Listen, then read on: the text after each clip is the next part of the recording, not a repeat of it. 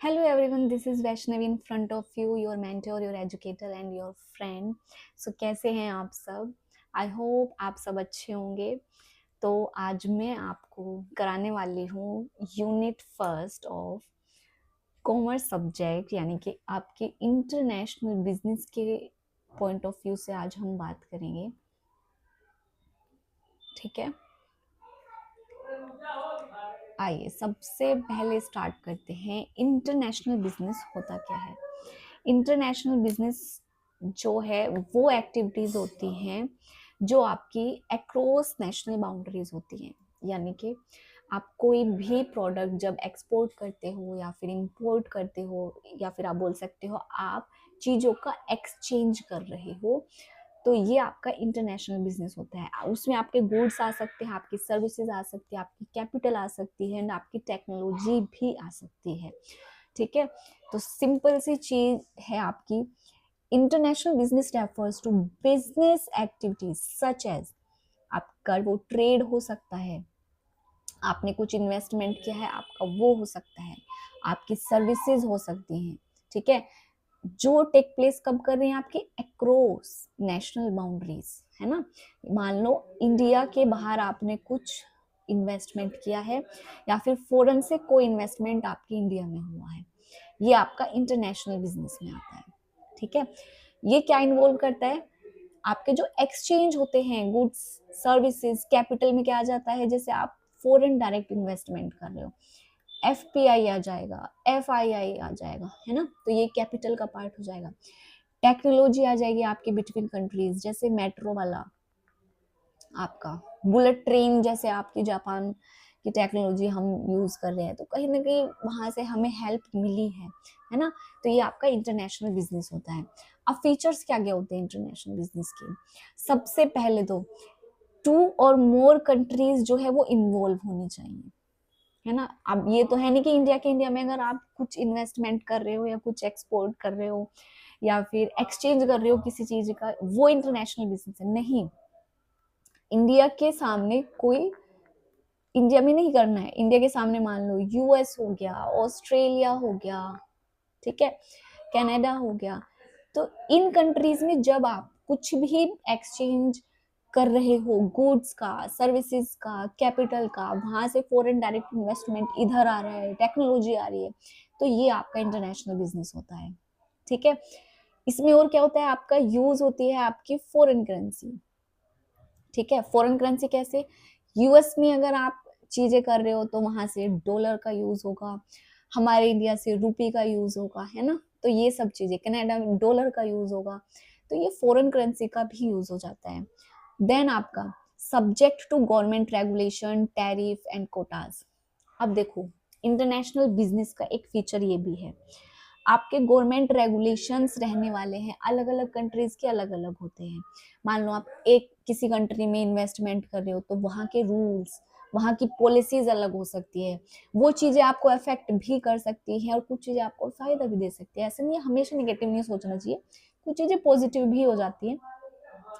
Tariff का आप देख लो, कभी कभी टैरिफ बहुत ज्यादा रेड्यूस होता है. अभी यूएस वाला देखो, अभी कितना बड़ा हंगामा हुआ था, अभी पहले देखने को मिला है आपको इंटरनेशनल बिजनेस के उसमें. तो ये हो गया आपका, इम्पैक्ट डालती है चीजें और इम्पैक्ट डाला है ना. तो ये लाइव एग्जांपल है आपका. आपके कोटाज जो होते हैं वो आपको अफेक्ट कर सकते हैं, मान लो रेस्ट्रिक्शंस लगा दे कुछ, तो ये भी आपको अफेक्ट देखने को मिलेगा. ठीक है, अब देखो क्या होता है यहाँ पे, रिस्क जो होता है वो ग्रेटर होता है आपके डोमेस्टिक ट्रेड से, क्योंकि आप कहीं ना कहीं रिस्क को लेकर ही चीजें एक्सपोर्ट इंपोर्ट या फिर एक्सचेंज कर रहे हो. आप इंडिया के इंडिया में नहीं कर रहे हो चीजें, आप बाहर भेज रहे हो. कुछ नहीं पता क्या हो जाए, अनसर्टेनिटी है, आप पहले से चीजें प्रिडिक्ट कर ही नहीं सकते. आपने इंटरनेशनल बिजनेस किया, आपने सोचा बहुत फायदा होगा, आपने सोचा कि अगर मैं एक्सपोर्ट कर रहा हूँ तो भाई मुझे तो बल्ले बल्ले है, बढ़िया पैसा आएगा. मान लो कुछ चेंज आ गया सडन, अनसर्टेन है, कुछ नहीं पता, तो एकदम से क्या हो जाएगा, चीजें आपके अगेंस्ट हो जाएंगी, फेवर में नहीं रहेंगी. तो कहीं ना कहीं क्या है, एक रिस्क फैक्टर भी आपका इंटरनेशनल बिजनेस में होता है. फिर आप का जो बिजनेस है वो इन्फ्लुएंस्ड हो सकता है पॉलिटिकल फैक्टर से। हमने बिजनेस इन्वायरमेंट में पॉलिटिकल फैक्टर पढ़े हैं, वो ये नहीं है कि सिर्फ इंडिया के लिए ही हैं, वो हर जगह के लिए होते हैं। मान लो कोई इंडिया में बिजनेस करने आ रही है बाहर की कंपनी, तो जो हमारे पॉलिटिकल फैक्टर्स हैं, जो हमारे लीगल फैक्टर है, जो हमारा यहाँ का कल्चर है, अगर मान लो उन्होंने हमारे कल्चर के हिसाब से, हमारे जो टेस्ट एंड प्रेफरेंसेस है उनके हिसाब से अगर प्रोडक्ट नहीं बनाया, तो क्या उनका प्रोडक्ट यहाँ पे सेल आउट हो जाएगा? नहीं होगा, है ना। तो ये वाले जो फैक्टर्स हैं ये आपके इंटरनेशनल बिजनेस को अफेक्ट करते हैं। मान लो आप कहीं और जाके बिजनेस कर रहे हो, तो वहां के रूल्स, वहां के इंटरेस्ट रेट, वहां का इन्फ्लेशन, है ना, ये सब आपको अफेक्ट करेंगे। लीगल, वहां के लो क्या पता क्या है, वहां के लो अलग होते हैं, वहां के टेस्ट एंड मतलब जो प्रेफरेंस है वो अलग होंगे, वहां की सोसाइटी के हिसाब से आपको चीजें करनी है, क्या पता क्या चीजें वहां पे यूज हो रही है। तो कहीं ना कहीं आपको, जब भी आप इंटरनेशनल बिजनेस करते हो, तो इन फैक्टर्स को ध्यान में रख के करते हो कि मान लो कल्चरल फैक्टर आ गया, तो कहीं ना कहीं वहां के टेस्ट एंड प्रेफरेंस से आपको पॉजिटिव या नेगेटिव इम्पैक्ट देखने को मिलेगा। मान लो आपने उनके कल्चर के अकॉर्डिंग प्रोडक्ट बनाया है, या फिर अगर आप इंटरनेशनल बिजनेस कर रहे हो, तो कहीं ना कहीं पहले ही उनके प्रोडक्ट को आप देख के चल रहे हो, तो ये आपके लिए बहुत फायदा होगा। तो ये क्या हो जाते हैं, आपके फीचर्स हो जाते हैं इंटरनेशनल बिजनेस के। ठीक है, देन हम मूव करेंगे नेक्स्ट पे। अब आपका इंपॉर्टेंस क्या क्या हो जाती है इंटरनेशनल बिजनेस की। सबसे पहले तो नेशन के लिए क्या फायदा है।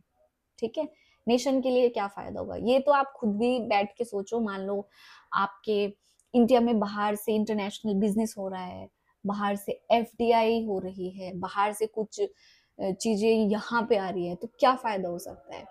तो आपका एक तो फॉरेन एक्सचेंज अर्न होगा, है ना, बाहर का जो पैसा होगा वो आपके यहाँ पे आएगा, करेंसी एक्सचेंज होगी। ठीक है, देन आपका इकोनॉमिक डेवलपमेंट जो है वो क्या होगा, प्रमोट होगा। कहीं ना कहीं जब बाहर से चीजें आती हैं तो हमारी इकोनॉमी पे बहुत अच्छा इम्पैक्ट पड़ता है, प्रमोट होती हैं चीजें। ठीक है, देन इम्प्रूव होता है हमारा बीओपी। मान लो आप सिर्फ एक्सपोर्ट ही एक्सपोर्ट कर रहे थे, आप सिर्फ इंपोर्ट ही इंपोर्ट कर रहे थे, ठीक है, तो कहीं ना कहीं डेफिसिट वाली सिचुएशन आपको देखने को, ज्यादा इंपोर्ट करोगे तो कहीं ना कहीं आप डेफिसिट वाली सिचुएशन में आ जाओगे। एक्सपोर्ट अगर ज्यादा कर रहे हो तो ये कभी नहीं होगा कि सरप्लस हो जाएगा, तब भी आपको डेफिसिट थोड़ा बहुत देखने को मिल जाता है, क्योंकि हमेशा एक्सपोर्ट से बैलेंस नहीं होती हैं चीजें। आपको एक्सपोर्ट एंड इंपोर्ट दोनों में ही बैलेंस बना के रखना होगा। ठीक है, तभी क्या होता है, हमारा बीओपी इंप्रूव होगा। एक्सपोर्ट भी इस तरीके से करो कि आपको मतलब फायदा हो, एंड इंपोर्ट भी इस तरीके से करो कि आपको इन फ्यूचर डेफिसिट देखने को ना मिले। अगर बाहर से चीजें आ रही हैं, एफडीआई हो रही है, तो कहीं ना कहीं एम्प्लॉयमेंट भी जनरेट हो रहा है, आपको जॉब अपॉर्चुनिटीज देखने को मिलेंगी। तो ये फायदा होता है नेशन के लिए इंटरनेशनल बिजनेस का। बाहर से मान लो कोई नई कंपनीज आ रही हैं, तो कहीं ना कहीं उनको एम्प्लॉय की नीड तो पड़ेगी, या वो साथ में लेके आएंगे अपने। अब मान लो आपको किसी कंट्री में बिजनेस करना है एंड उन्हीं के अकॉर्डिंग करना है, तो क्या करोगे, अपने इंडिया से ही लेके जाओगे, या फिर जिसको, या फिर उन लोगों को पहले से ही नॉलेज है कि उनके यहाँ क्या चीजें चल रही है, तो आप उन लोगों की हेल्प लोगे। तो कहीं ना कहीं क्या हो रहा है, इससे जॉब भी जनरेट होती है, जॉब अपॉर्चुनिटीज बढ़ती है, एम्प्लॉयमेंट जनरेट होता है, कहीं ना कहीं अनएम्प्लॉयमेंट कम होने का होता है। तो ये नेशन के लिए जो है, ये नेशन के लिए फायदा होता है। अब फर्म्स के लिए क्या फायदा होगा इंटरनेशनल बिजनेस का। अब देखो, आपको एक्सेस मिलेगा लार्जर मार्केट्स का। कैसे, जब आप मान लो ट्रेड कर रहे थे, सिर्फ इंडिया में कर रहे थे, अब वो तो एक तरीके से मान के चलते हो स्मॉल मार्केट होगी। आपने मान लो ऑल ओवर इंडिया अपना प्रोडक्ट सेल कर लिया है अच्छे से। देन जब इंटरनेशनली आपको जाने का मौका मिलेगा, जब आप इंटरनेशनल बिजनेस करते हो, तो कहीं ना कहीं एक्सेस हो जाता है कि आप लार्ज मार्केट्स में एक्सेस करते हो, आपके जो प्रॉफिट पोटेंशियल है वो हाई हो जाते हैं, है ना, आपका बेटर रिसोर्स यूटिलाइजेशन हो जाता है। तो ये फायदा होगा आपके फंड्स को, बेटर यूटिलाइजेशन होगा, प्रॉपर यूटिलाइजेशन होगा, वेस्टेज नहीं होगी। तो इन चीजों से क्या होता है, आपके फर्म को भी बहुत ज्यादा ग्रोथ मिलता है इंटरनेशनल बिजनेस से। तो ये इंपॉर्टेंस हो जाते हैं आपकी इंटरनेशनल बिजनेस की। यहाँ तक की बात समझ में आई कि इंटरनेशनल बिजनेस क्या होता है, क्या फीचर्स होते हैं, क्या इंपॉर्टेंस होती है नेशन के लिए एंड फर्म के लिए। ठीक है, नाउ अब हम बात करेंगे कि टाइप्स ऑफ इंटरनेशनल बिजनेस क्या क्या हो सकते हैं। आपने एक्सपोर्ट सुना, अभी आपने इंपोर्ट सुना। ठीक है, अब देखो एक नई टर्म आई है एंट्री पोर्ट। कुछ बच्चों को पता है, कुछ बच्चों को अगर नहीं पता है तो अभी पता लग जाएगा। एक्सपोर्ट हमें पता है क्या होता है, जब हम अपना प्रोडक्ट क्या करते हैं, सेल करते हैं, एक्सपोर्ट करते हैं अदर कंट्रीज में। ठीक है, प्रोडक्ट मान लो, गुड्स एंड सर्विसेज मान लो, ठीक है, ये एक्सपोर्ट होता है। ठीक है, मान लो आपका पापड़ का बिजनेस है, आपने इंडिया में तो वो चीजें कंप्लीट कर ली, अब आप क्या चाहते हो, इंटरनेशनली भी पता चले कि भाई हमारा पापड़ इतना अच्छा है। तो आपने क्या किया, एक कंट्री देखी जहां पे ये चीजें हों, क्योंकि ऐसे तो है नहीं आप किसी भी कंट्री में एकदम से पापड़ भेज दोगे। कहीं ना कहीं आप देख के चलोगे कि हमारी कंट्री में एंड उस वाली कंट्री में कुछ सिमिलैरिटी है या नहीं है। मान लो टेस्ट की सिमिलैरिटी आपको देखने को मिल गई है ना, तो आपने क्या किया, पापड़ वहां पे एक्सपोर्ट कर दिया। तो ये हो गया एक्सपोर्ट, आपने सेल कर दिया है वहां पे, है ना, सेल कर दिया है। ठीक है, इंपोर्ट क्या होगा, मान लो कोई आपको नीड है सामान की एंड वो आपके इंडिया में अवेलेबल नहीं है।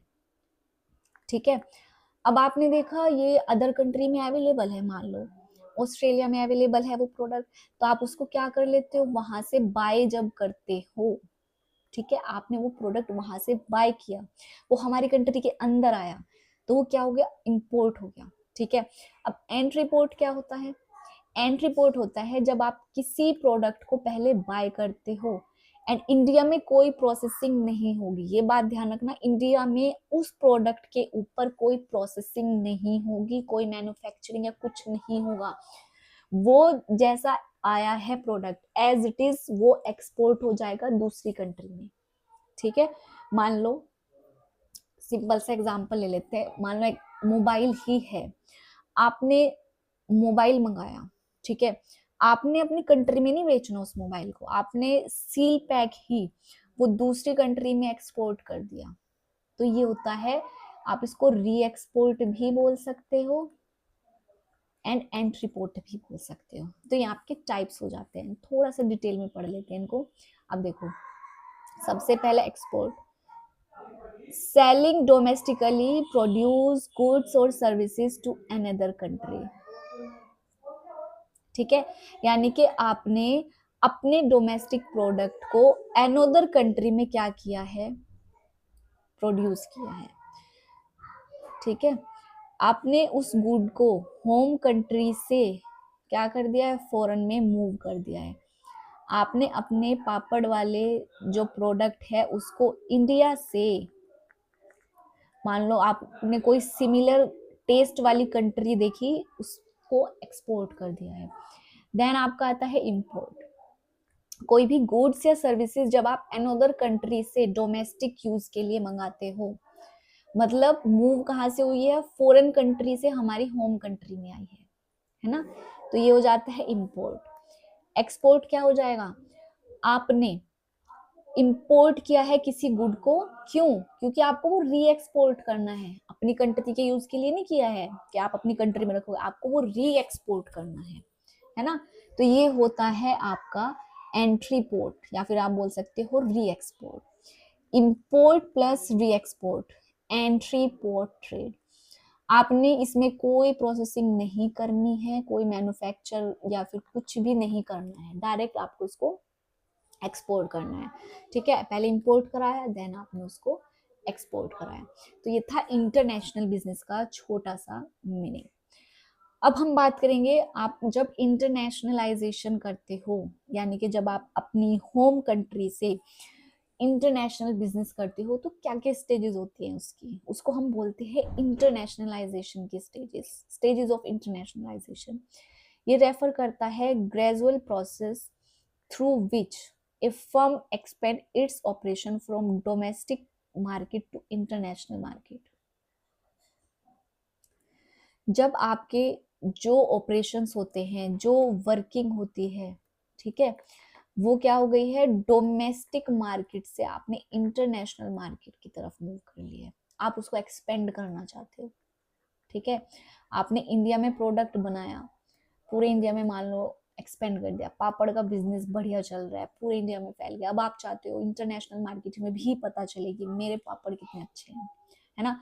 तो अब उस पे जाने के क्या क्या स्टेजेस हो सकती है, आप कैसे अपने पापड़ वाले बिजनेस को प्रमोट कर सकते हो, कैसे इंटरनेशनलाइजेशन हो सकता है आपके बिजनेस का। सबसे पहले आती है आपकी डोमेस्टिक स्टेज। सबसे पहले तो घर से ही स्टार्ट होती हैं चीजें। तो ये आपका बिजनेस जो है with in the home country he operate होगा, ठीक है।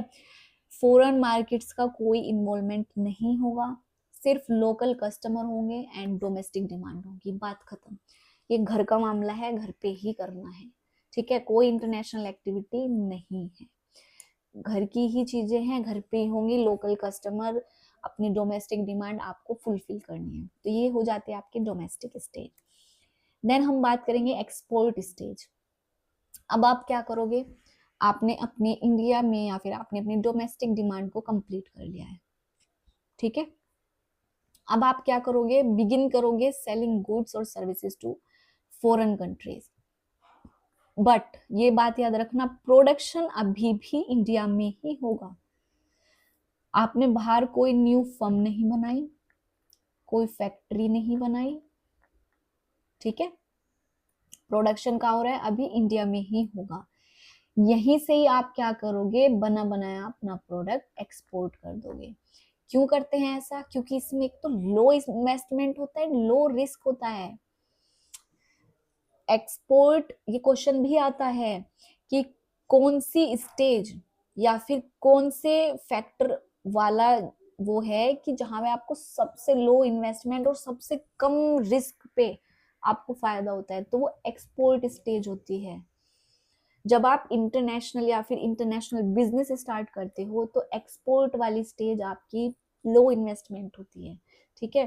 क्योंकि ये क्या होता है, एक तो फर्स्ट स्टेप हो गया इंटरनेशनलाइजेशन के, लो कॉस्ट इन्वेस्टमेंट होता है यहाँ पे, क्योंकि आपको बाहर कुछ सेटअप नहीं करना है, आपके इंडिया में ऑलरेडी आपका बिजनेस सेटअप है, प्रोडक्शन यहीं से होना है, बस आपको वो प्रोडक्ट एक्सपोर्ट करना है, ठीक है। तो ये होगी आपकी सेकेंड स्टेज।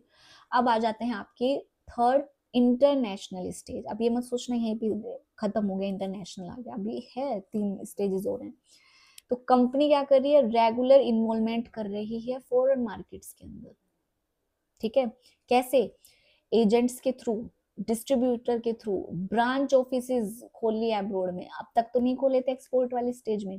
अब यहाँ पे मान लो आपने छोटी मोटी फर्म या छोटी मोटी फैक्ट्री लगा ली वहां पे, ठीक है, वहीं से ही आप चीजें अब क्या कर रहे हो, एजेंट वगैरह के थ्रू या फिर आप ब्रांचेस खोल लिया आपने, तो अब वहां से आपने थोड़ा थोड़ा ऑपरेट करना शुरू किया, है ना। डिसीजन जो जब स्टार्ट हुए, पहले तो आप कर रहे थे अपनी कंट्री के हिसाब से, जो प्रोडक्ट घर पे बनाया वही प्रोडक्ट बाहर सेल कर दिया। अब आपको थोड़ा सा आइडिया हुआ कि चलो हमने मान लिया हमारा पापड़ बिक रहा है, लेकिन थोड़ा फॉरेन में क्या होता है, वो लोग मिर्च ज्यादा नहीं खाते हैं, तो उन्होंने, अब पापड़ अच्छा लगा, तो अब मान लो उन्होंने कहा कि इसमें स्पाइस थोड़ा ज्यादा हो गया है, मसाला थोड़ा ज्यादा हो गया है, थोड़ा मिर्च ज्यादा है, तो अब आपने डिसीजन जो लेना शुरू किया वो इंटरनेशनल डिमांड के हिसाब से शुरू कर दिया, ठीक है। अब आप क्या हो गए हो, मोर कमिटमेंट हो गए हो वहां पे। अब आप एक्सपोर्ट वाली स्टेज पे नहीं आओगे, अब आप वहां की चीजों को हैंडल करने की कोशिश करोगे, वहां से चीजों को देखोगे कि क्या चीज चल रही है, ठीक है। तो ये आपकी इंटरनेशनल स्टेज हो जाती है। देन हम बात करेंगे आपकी मल्टीनेशनल स्टेज। अब देखो क्या होगा, अब आपने प्रोडक्शन और सब्सिडरीज, पहले तो एक सिंगल कंट्री में कर रहे थे, एक ही सिंगल कंट्री में आपने एक्सपोर्ट किया, वहीं पे चीजें करी, अब आप मल्टीपल कंट्रीज के ऊपर ध्यान दोगे, है ना। अब मल्टीपल कंट्रीज की बात करेंगे, ईच कंट्री सेपरेट मार्केट की तरह ट्रीट होगी। अब आप ये नहीं सोचोगे कि एक ही मार्केट, मान लो एक ही प्रोडक्ट सब मार्केट में भाई बेच दिया तुमने, नहीं, सेपरेट मार्केट के हिसाब से ही ट्रीट किया जाएगा हर कंट्री को, कि ये अलग मार्केट है, ये अलग मार्केट है, उनके ही टेस्ट एंड प्रेफरेंस के हिसाब से आप चीजें बनाओगे। स्ट्रेटेजी अब देखो डिफर कर जाएंगी फ्रॉम कंट्री टू कंट्री, ठीक है। तो ये आपकी होती है मल्टीनेशनल स्टेज। यहाँ पे आपका हाई फॉरेन इन्वेस्टमेंट होगा, डिसेंट्रलाइज हो जाएंगे आपके जो ऑपरेशंस हैं, है ना। तो अब आप स्ट्रेटेजीज जो है कंट्री टू कंट्री बनाएंगे। देन आपका आता है ट्रांसनेशनल स्टेज। यहाँ पे क्या होगा, ग्लोबल एफिशिएंसी और आपके जो लोकल रेस्पॉन्सिवनेस है वो कंबाइन हो जाएंगे। मतलब ग्लोबली तो चीजें चल रही हैं, बट उसके साथ साथ आप लोकल रेस्पॉन्स को भी साथ में रखोगे, ठीक है। तो ये आपका आ जाता है ट्रांजैक्शनल स्टेज में। ऑपरेशन इंटीग्रेटेड होंगे ग्लोबली, बट प्रोडक्ट और स्ट्रेटजीज वो लोकल नीड के हिसाब से स्टेब्लिश होंगी या फिर अडेप्ट की जाएंगी। ऑपरेशन करो बढ़िया, मतलब स्ट्रेटजीज वगैरह बनेंगी लेकिन लोकल नीड के हिसाब से। ग्लोबली आप कुछ भी प्रमोट करो कि ये है वो है, लेकिन एक तरीके से स्ट्रेटजीज जो बनेंगी या फिर प्रोडक्ट जो बनाओगे आप लोकल नीड के हिसाब से बनाओगे। Knowledge and resources are shared across countries, ठीक है। अब जो भी आपकी नॉलेज एंड रिसोर्सेज है वो अक्रॉस कंट्री जो है वो शेयर की जाएंगी, है ना। अब ग्लोबली तो थिंक करोगे लेकिन एक्ट करोगे लोकली। कैसे, मान लो आपने अलग अलग बहुत सारी कंट्रीज का देख लिया कि यहाँ भी मुझे करना है, यहाँ भी करना है, यहाँ भी करना है, ग्लोबली सोच लिया, ठीक है, लेकिन उस कंट्री के हिसाब से ही अडेप्ट करोगे। यानी कि जो टेस्ट एंड प्रेफरेंस या जो चीजें वहां ज्यादा पसंद की जाती हैं उनके अकॉर्डिंग ही आप प्रोडक्ट बनाओगे एंड अपने प्रोडक्ट के लिए स्ट्रेटजीज बनाओगे। ये होता है ट्रांसनेशनल स्टेज। अब हम बात करेंगे इसके लास्ट स्टेज की, जो है अब आपकी ग्लोबल स्टेज।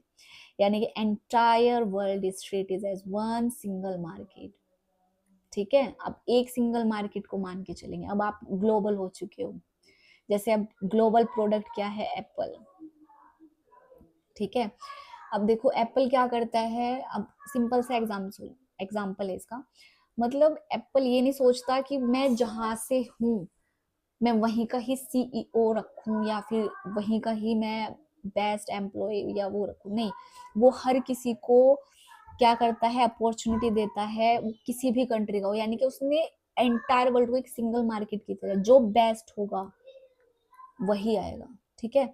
हाईली स्टैंडर्डाइज हो जाती हैं आपके प्रोडक्ट एंड स्ट्रेटजीज। डिसीजन जो है वो सेंट्रली कोऑर्डिनेटेड हो जाते हैं। तो ये हो जाती है आपकी ग्लोबल स्टेज, ठीक है। अब देखो क्विक रिवीजन भी है साथ में। आपकी डोमेस्टिक है तो होम मार्केट होगी ओनली। एक्सपोर्ट है, आप सेलिंग कर रहे हो एब्रोड में, ये वाला जो प्रोडक्ट है आपका। इंटरनेशनल है, रेगुलर फॉरेन ऑपरेशंस कर रहे हो। मल्टीनेशनल में आपकी सेपरेट स्ट्रेटजीज हो जाती हैं ईच कंट्री के लिए। ट्रांजेशनल में ग्लोबल एफिशिएंसी होती है प्लस लोकल अडेप्शन होती है। मतलब सोचोगे ग्लोबली लेकिन चीजें किसके हिसाब से करोगे, लोकल मार्केट के, जो वहां की लोकल चीजें हैं वहीं के हिसाब से आपको स्ट्रेटेजीज बनानी है। और ग्लोबल में वन वर्ल्ड वाइड एक ही स्ट्रेटेजी पूरे वर्ल्ड के लिए चलेगी। एंड ये मोस्टली आपका जो मोबाइल या ऑटोमोबाइल्स वाली कंपनी है उनमें चलती है, क्योंकि एक ही वर्ल्ड वाइड स्ट्रेटेजीज इनमें फॉलो होती है। क्योंकि टेक्नोलॉजी का जमाना है तो एक ही वर्ल्ड वाइड स्ट्रेटेजीज इनमें फॉलो होगी। यहाँ तक समझ में आई चीजें। देन हम बात करेंगे अब अपने नेक्स्ट टॉपिक की, ईपीआरजी। ये भी थोड़ा सा आपका जो स्टेजेस हैं इंटरनेशनलाइजेशन की उसी के जैसा है। यहाँ से क्वेश्चन जो बनता है मेनली फुल फॉर्म के ऊपर देखने को मिला है, एंड थोड़ा बहुत ये हो जाता है आपको कंडीशन मैचिंग में आता है। एक कंडीशन दे देंगे एंड देन आपको बताना है कि एथनोसेंट्रिक है, पॉलीसेंट्रिक है, रिजियोसेंट्रिक है या फिर जियोसेंट्रिक है।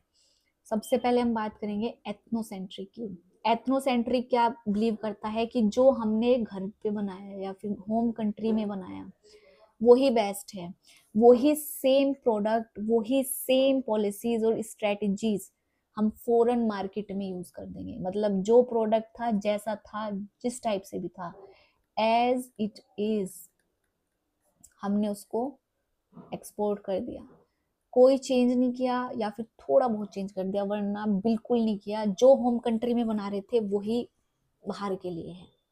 जैसे क्या हुआ था, कुछ जापानीज ऑटोमोबाइल फर्म्स थी, उन्होंने इनिशियली जब कार एक्सपोर्ट की थी ना, तो बहुत कम मॉडिफिकेशन किया था और एज्यूम कर लिया था कि होम मार्केट डिजाइन ही वर्क करेगा एवरीवेयर। ऐसा नहीं होता है, ठीक है।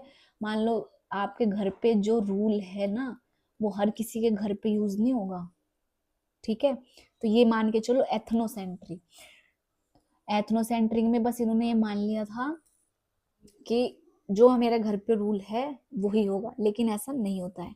तो इसको सिंपल सा याद करने का तरीका है एथनो, जैसा अपने घर पे रूल है हम मान के चलेंगे सामने वाले के भी घर पे यही रूल है, एथनोसेंट्रिक में। पॉलीसेंट्रिक में क्या आ जाता है, कंपनी क्या कर रही है, बिलीव कर रही है कि ईच कंट्री इज यूनिक, है ना। तो स्ट्रेटेजी भी उनके हिसाब से बनेगी, यानी कि जैसा देश वैसा भेष, ठीक है। जैसे ये मैकडोनल्ड हो गया आपका, एडेप्ट कर रहा है it's menu in different countries, यानी कि उनके टेस्ट के हिसाब से ही लाएंगे चीजें, चेंज नहीं करेंगे, है ना।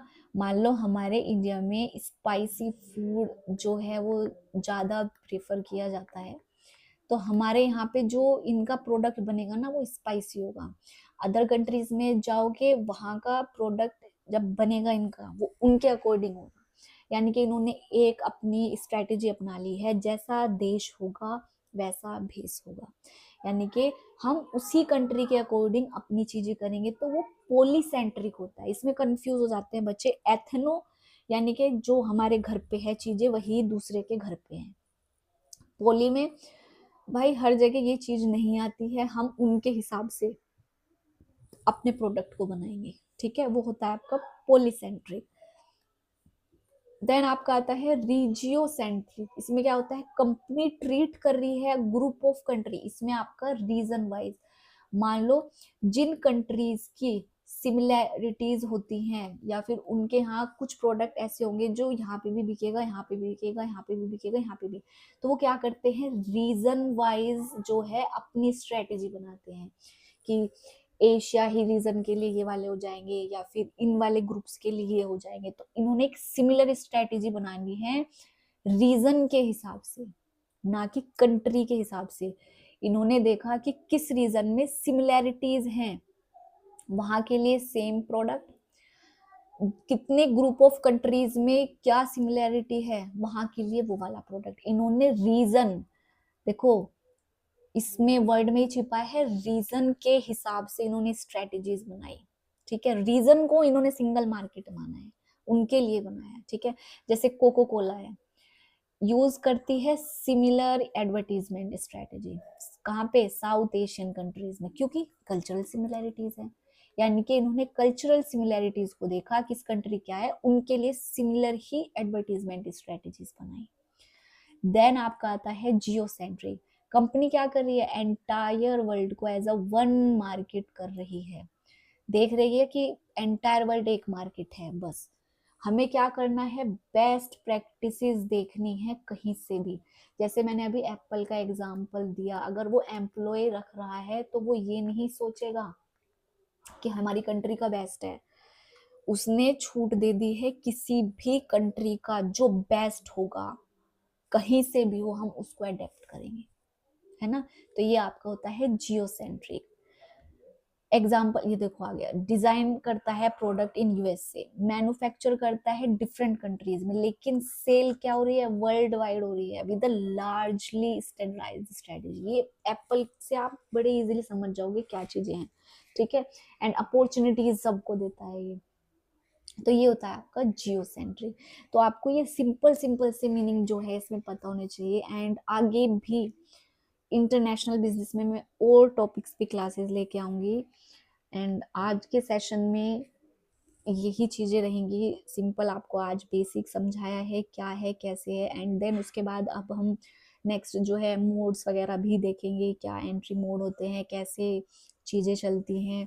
उसके बाद फिर हम नेक्स्ट टॉपिक्स पे मूव करेंगे। तो एंड देन PYQs की भी सीरीज जो है हमारी चलेगी इसी चैनल पे। तो रोज शाम को 7 बजे हमारी लाइव क्लासेस होंगी। एंड आज के सेशन में इतना ही, एंड मिलेंगे नेक्स्ट सेशन में।